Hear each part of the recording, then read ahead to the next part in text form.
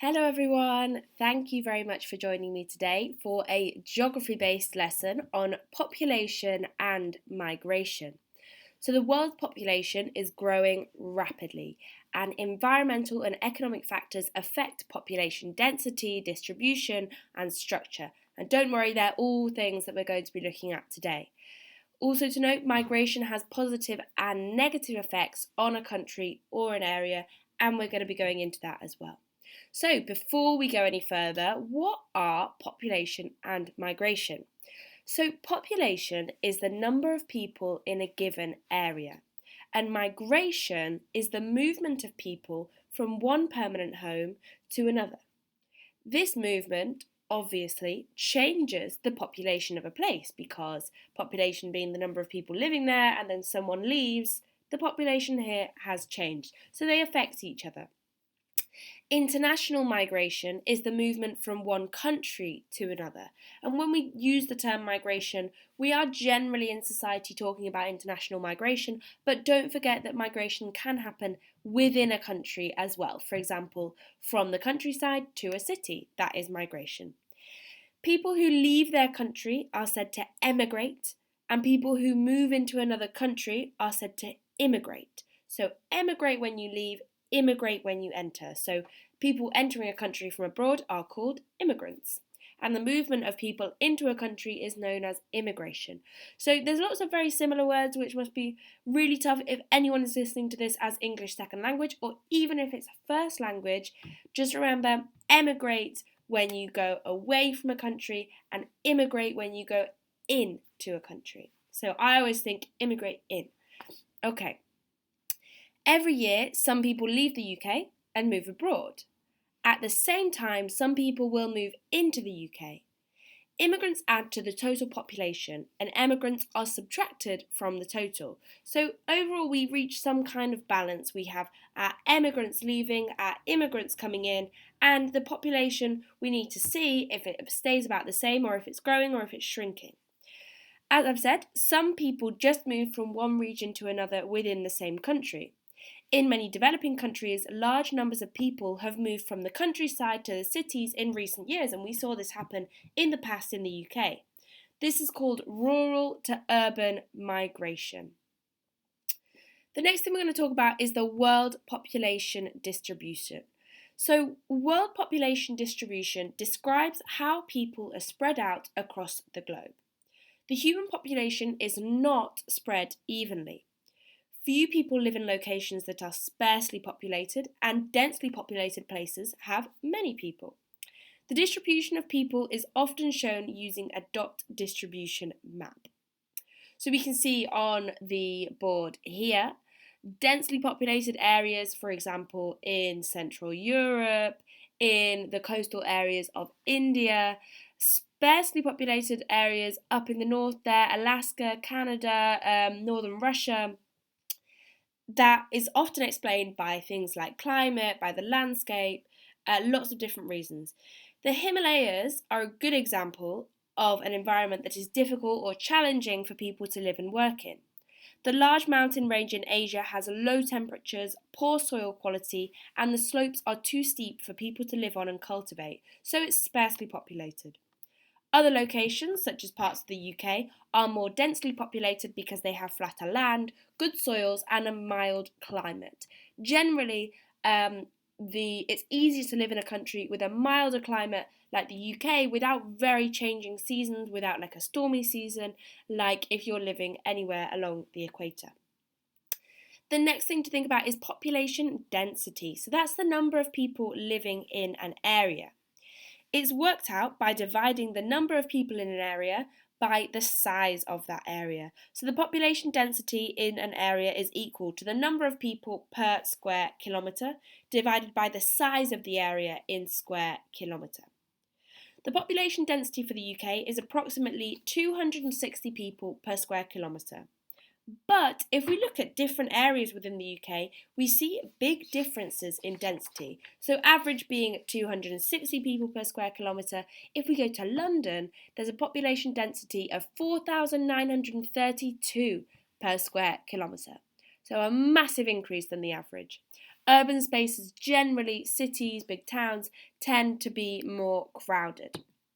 Scotland, by contrast, only has a density of 65 per square kilometre. There's lots of rural spaces like the Highlands there, which have less people and people are usually more spread out.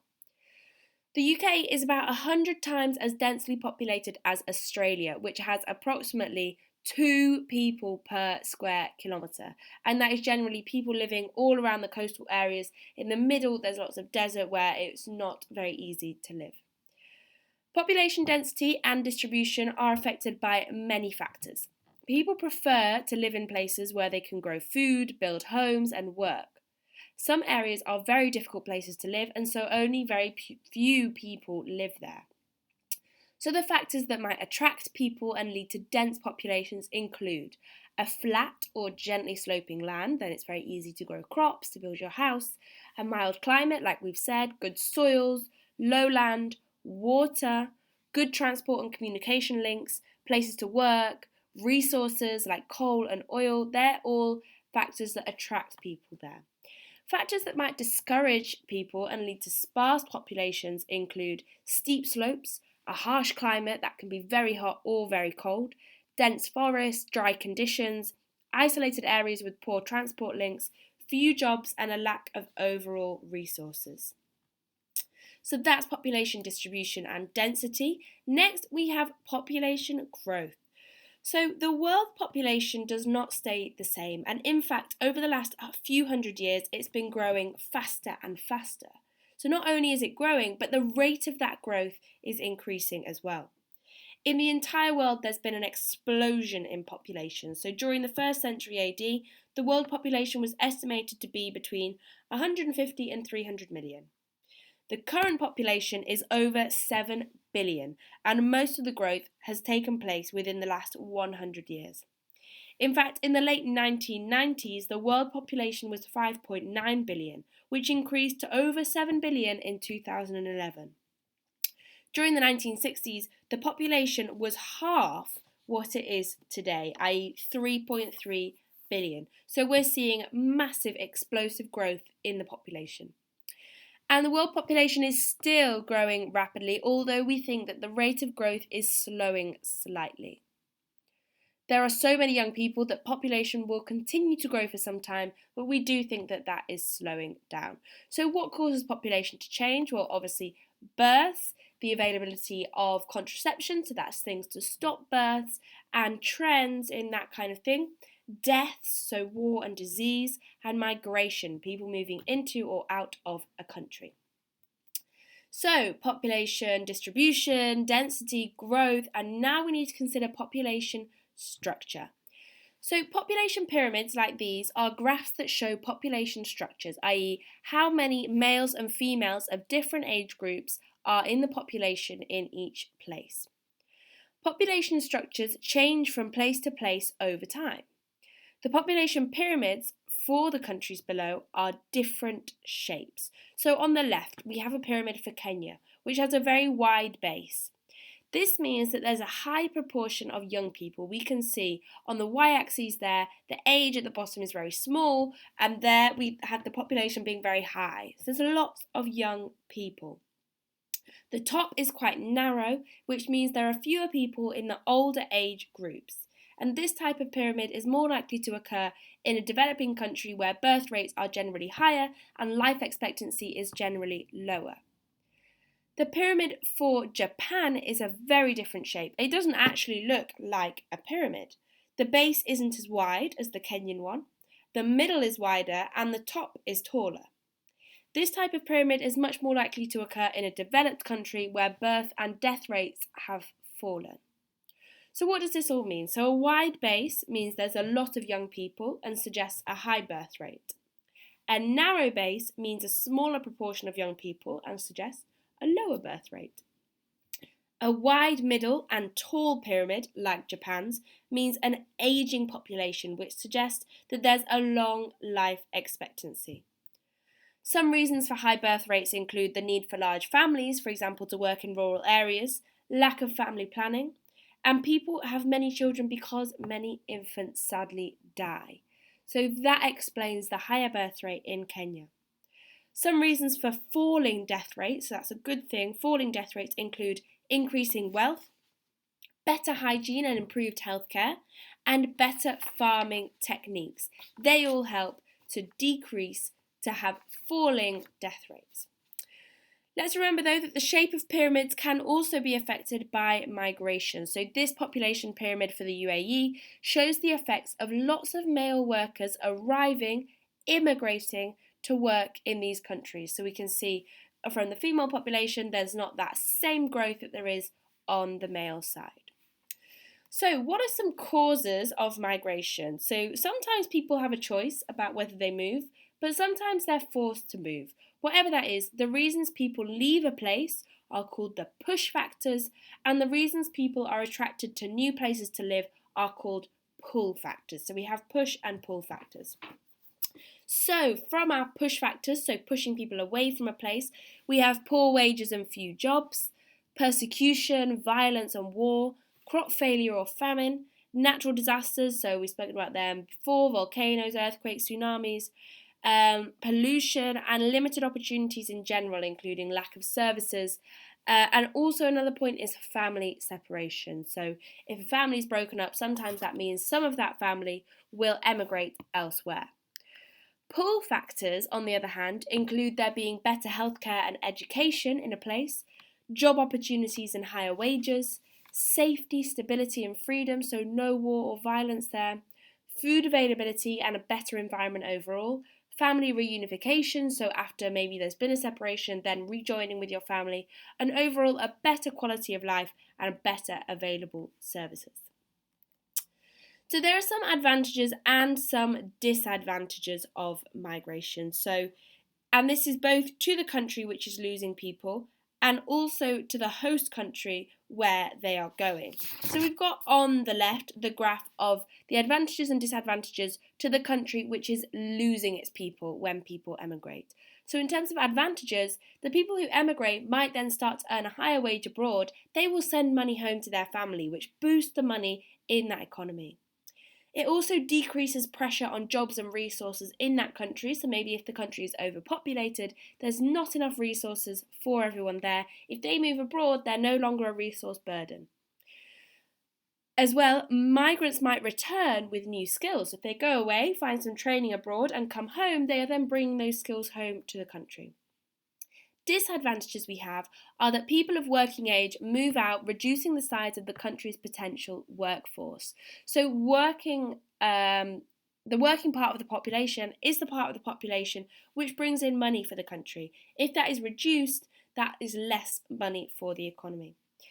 There's also gender imbalances caused because it's typically men who seek to find employment elsewhere, and that leaves the women and children at home. There's also what we call a brain drain. If many skilled workers leave, we see this happening in places like Hong Kong at the moment. Lots of the skilled workers, who are generally the workers in the society, who maybe have more money, they have more resources, they then have the resources to move away from a country if they want to, and that drains all of their skills, all of their experience away from the country which has perhaps given it to them. Moving to the right then, to the host country, to the place where the immigrants are going to. Advantages, we get a richer and a more diverse culture with having a sharing and interchange of cultures. It can help to reduce any labour shortages as well, and migrants are often more prepared to take on low paid and low skilled jobs. In terms of disadvantages, it can increase the cost of services such as healthcare and education because there's more people needing it. There's a risk of overcrowding in some places, and sometimes there can be disagreements between different religions and cultures. But I think overall we can appreciate that the sharing of cultures outweighs the downsides. There are also obstacles for the migrant themselves. So things like they might face unemployment in their new country, they might face racism and cultural differences, there might be language barriers, and they might actually find on arrival that there is a lack of opportunities compared to what they thought. So what is the picture of UK migration? So migrants come to the UK from a variety of countries, and people from the UK also emigrate to countries all around the world. Immigration is not new, and the UK has been a multicultural society for thousands of years. Many people in the UK are descended from previous settlers and invaders such as the Romans, the Vikings, the Saxons, and the Normans. Recent migrants include people from other European countries such as Poland, and any European Union resident would have been free to work in other European Union countries. And that freedom of movement did encourage migration both ways, not just into the UK, but out of the UK into countries like Spain. There's lots of UK nationals living in Spain, especially retiring there. This picture is obviously different post-Brexit, yet to be seen how exactly that will affect things. Just to mention, another type of migrant is called an asylum seeker, and that's someone who has been forced to leave their own country because they are in danger. For example, they're fleeing as a result of their religious beliefs or the danger of war, and then they seek asylum somewhere else, and that gives them extra opportunities for trying to get into a country. Thank you very much for listening to this introduction to population and migration. It goes well with my lesson on global development as well, so feel free to watch them together, both geography related lessons. And thank you very much for joining me, and I hope you have a lovely day. Cheers, bye.